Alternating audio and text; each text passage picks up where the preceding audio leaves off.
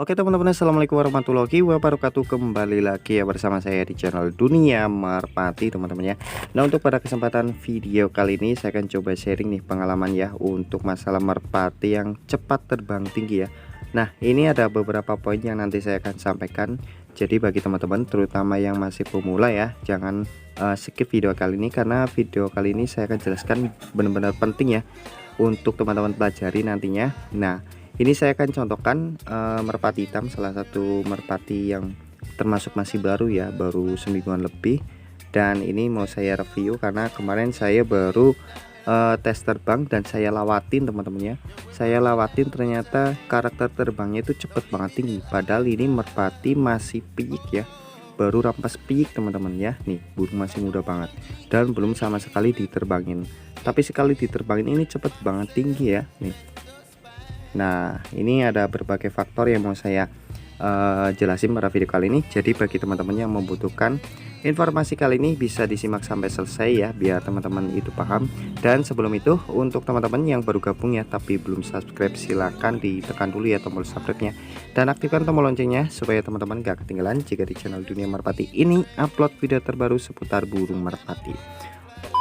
Selain dari faktor latihan, faktor rebahan juga penting juga teman-teman ya. Jadi selain melatih secara rutin, untuk memilih merpati yang cepat terbang tinggi itu juga penting teman-teman ya, terutama dari segi rebahannya ya. Nah, oke, kita simak dari buluannya dulu teman-teman ya. Nah, ini hal yang penting juga untuk teman-teman pelajari ya. Jadi untuk merpati yang gampang terbang tinggi biasanya itu buluannya kering teman-teman ya. Kan ada tipikal buluan basah dan buluan kering. Nah, merpati hitam saya ini adalah buluannya kering teman-teman. Jadi merpatinya itu gampang terbang tinggi. Nah, itu salah satu kelebihan buluan yang kering. Nah, kalau buluan yang basah biasanya lama cepat terbang tingginya teman-teman ya. Nih, untuk buluan yang basah. Nah, untuk ciri-ciri buluan yang kering biasanya kalau teman-teman perhatikan, kalau terbang ya, kalau terbang rendah ya, itu bunyi teman-teman ya, bunyi. Nah, itu salah satu buluan yang kering. Kalau buluan yang basah biasanya enggak bunyi teman-teman ya, enggak bunyi kalau terbang. Nah, itu untuk mengetahui membandingkan buluan basah dan kering ya, dari suara terbangnya aja udah kelihatan ya. Nah, jadi pilihlah buluan yang kering teman-teman ya.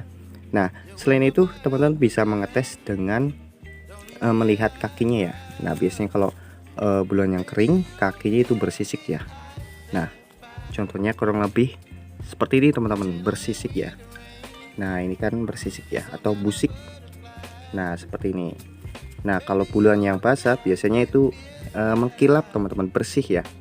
Nah, terus jika menginjak kotorannya pun, kalau buluan yang kering itu tidak akan menempel ke kakinya teman-teman ya. Kalau buluannya kering itu tidak akan menempel ke kakinya, tapi kalau buluan yang basah biasanya akan menempel ke kakinya ketika merpati tersebut nginjak kotorannya ya. Nah, itu salah satu yang paling simpel ketika membandingkan merpati yang buluannya basah, kering atau tidak ya. Nah, itu dia untuk dari buluannya. Nah, terus selanjutnya dari faktor larnya teman-teman ya. Nah, kita buka larnya ya. Ini emang merpati tinggian ya, tinggian murni teman-teman ya. Contohnya seperti ini nih, larnya juga rapih banget ya dan rapat bulat-bulat. Nah, ini salah satu merpati tinggian ya, larnya seperti ini. Makanya merpati ini gampang untuk terbang tingginya ya. Nah, ini karena merpati tinggian murni teman-teman. Nah, nih larnya seperti ini ya, nih rajin ya. Ini padahal baru rampas piyik teman-teman, tapi terbangnya sudah terbang tinggi teman-teman ya. Nih, ini kemarin saya tes untuk melatih kecerdasannya ya, agar merpati tersebut bisa menghafal kandangnya lebih baik lagi selain dilatih secara langsung di rumah ya. Ini saya kemarin lawatin dari jarak 100 meter sampai 200 meter ya. Ini saya terbangin, saya lawatin, terus merpatinya itu muter-muter ya, tapi pulang teman-teman ya. Nah, biasanya kalau merpati tipikal seperti itu buluannya itu basah ya. Nah, ini dari segi lar teman-teman ya. Nih, larnya rajin, bulat-bulat ya. Insya Allah kalau lar seperti ini itu cepat terbang tinggi. Oke. Nah, kita lanjut dari otot bahunya teman-teman ya. Nih, kita masih bahas dari sayapnya. kita pindah ke otot bahunya ya. Ini otot bahu kalau untuk merpati yang cepat terbang tinggi biasanya itu tebel ya, nih kuat ya, nih, ototnya itu kuat dan tebel dan berisi.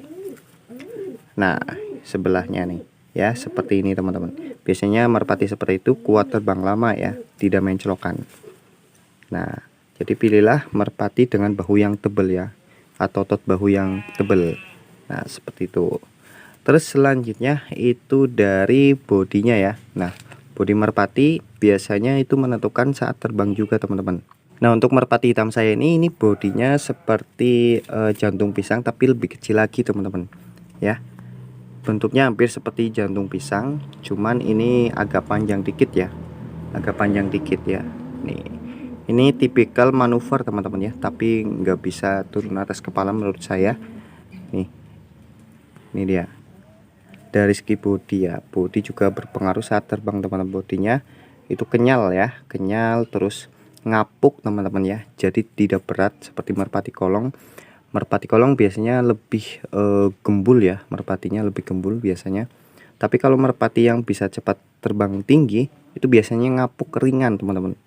Ringan bukan berarti merpatinya kurus ya, enggak kurus tapi ringan teman-teman ya, ngapuk ya, dalam bahasa Jawa itu ngapuk.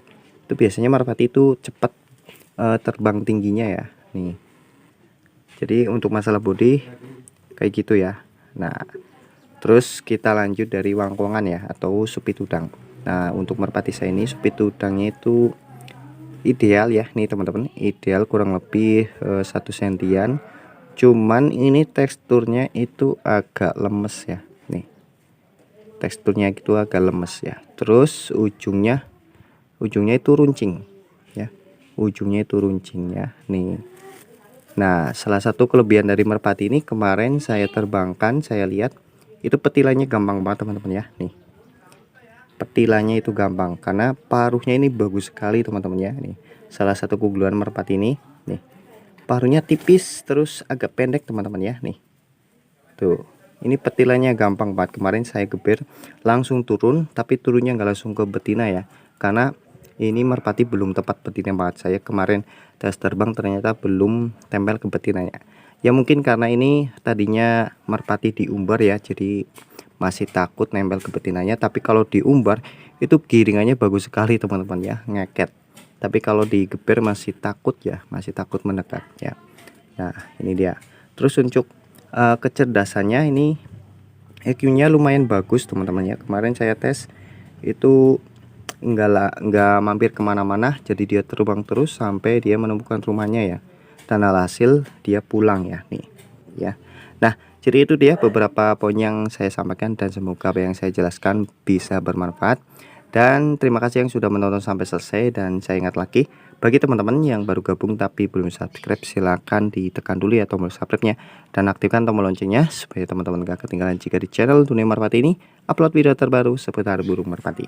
Dan saya akhiri saja. Assalamualaikum warahmatullahi wabarakatuh.